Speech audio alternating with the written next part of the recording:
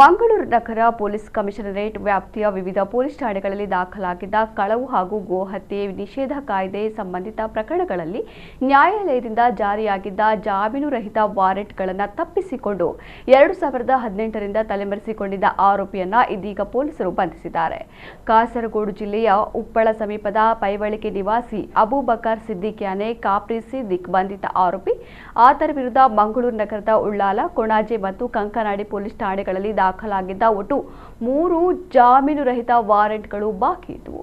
Ullal police ಠಾಣೆಯಲ್ಲಿ ಕಳವು ಪ್ರಕರಣ ಮತ್ತು ಕೊಣಾಜೆ ಮತ್ತು ಕಂಕನಾಡಿ ಪೊಲೀಸ್ ಠಾಣೆಗಳಲ್ಲಿ ಗೋಹತ್ಯೆ ನಿಷೇಧ ಕಾಯ್ದೆಯಡಿ 2017 ಮತ್ತು 2018ರಲ್ಲಿ ಪ್ರಕರಣಗಳು ದಾಖಲಾಗಿದ್ದವು. ಈ ಪ್ರಕರಣಗಳಲ್ಲಿ 8 ವರ್ಷಗಳಿಂದ ನ್ಯಾಯಾಲಯಕ್ಕೆ ಹಾಜರಾಗದೆ ತಲೆಮರೆಸಿದ ಕಾರಣ ನ್ಯಾಯಾಲಯವು ಬಂಧನಕ್ಕಾಗಿ ವಾರೆಂಟ್ ಹೊರಡಿಸಿತ್ತು. ಆರೋಪಿಯ ಪತ್ತೆಗಾಗಿ ವಿಶೇಷ ತಂಡವನ್ನು ರಚಿಸಲಾಗಿತ್ತು. ಆರೋಪಿಯ ಚಲನವಲನಗಳ ಕುರಿತು ಮಾಹಿತಿ ಸಂಗ್ರಹಿಸಿ ಕಾರ್ಯಾಚರಣೆ ನಡೆಸಿದ ಪಿಎಸ್ಐ ಸಿದ್ದಪ್ಪ ಮತ್ತು ಸಿಬ್ಬಂದಿಯ ತಂಡ ಆರೋಪಿಯನ್ನ ಬಂಧಿಸಿದೆ. ಆರೋಪಿಯನ್ನ ಮುಂದಿನ ಕಾನೂನು ಕ್ರಮಕ್ಕಾಗಿ ಉಳ್ಳಾಲ ಪೊಲೀಸ್ ಠಾಣೆಗೆ ಹಸ್ತಾಂತರಿಸಿ ನ್ಯಾಯಾಲಯಕ್ಕೆ ಹಾಜರುಪಡಿಸಲಾಗಿದ್ದು, ನ್ಯಾಯಾಲಯವು ಆರೋಪಿಗೆ ನ್ಯಾಯಾಂಗ ಬಂಧನ ವಿಧಿಸಿದೆ.